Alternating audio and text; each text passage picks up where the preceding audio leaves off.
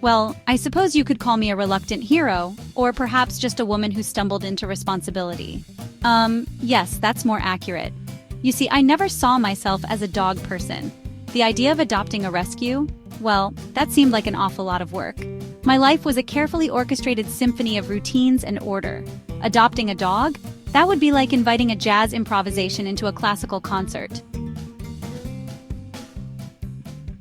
But then, there was Tux, a bully pit with eyes that seemed to say, "I dare you to love me."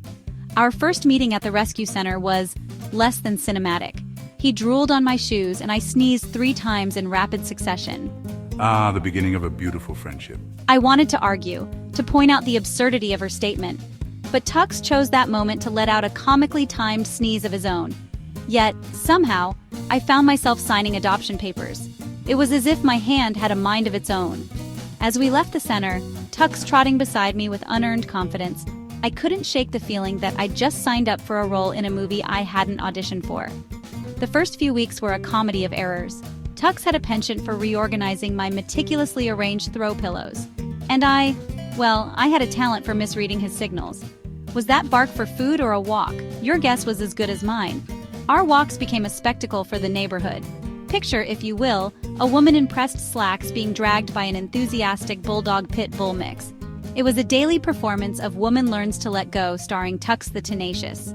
We must have looked like an avant-garde performance piece. Woman discovers chaos, a study in canine choreography. But slowly, surely, I was learning to embrace the unpredictable rhythm of life with Tux. My meticulously organized closet became Tux's personal playground.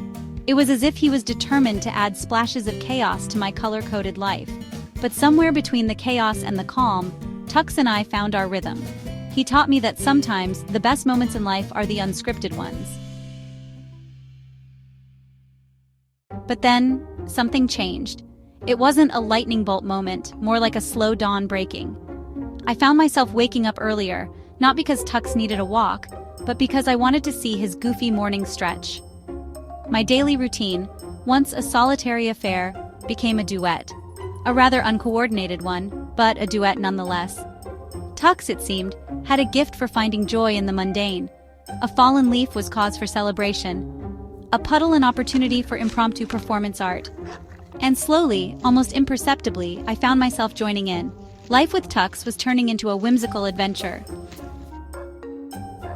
My neighbors, once distant nods in passing, became supporting characters in our daily escapades. There was Mrs. Fitzgerald, who always had a biscuit and a wry comment ready. "I see Tux is taking you for a drag again," she'd say with a wink. And Mr. Patel from the corner store, who would greet Tux like a long-lost relative, much to the amusement of his customers.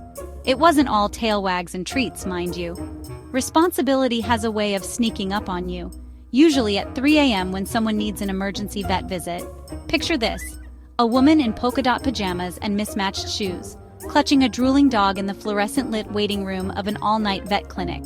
If life were a Wes Anderson film, this would be the moment the camera slowly pans out to reveal the perfect symmetry of our shared misery. But here's the thing about responsibility. It has a curious way of making your heart grow. I realized one day, as Tux and I sat in perfect symmetry on my pastel-colored couch, that he hadn't just changed my routine, he'd changed me. This bully pit, this drooling, pillow-destroying, joy-finding machine had made me more patient, more compassionate, more alive.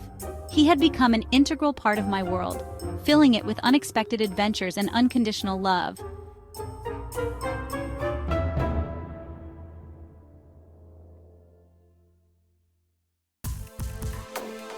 The woman who once color-coded her closet now had a wardrobe perpetually accessorized with dog hair. And oddly enough, I didn't mind. In short, my life had become a beautiful mess. A chaotic, fur-filled, love-laden, beautiful mess. And so, dear viewer, I pose to you a challenge, a dare, if you will. Dare to rescue, dare to be responsible, dare to let a furry tornado upend your life. Dare to have your heart expanded by paw prints and wet noses. Dare to find the extraordinary in the ordinary, guided by a wagging tail and a soulful gaze. Because in saving them, you might just find that you're the one being rescued.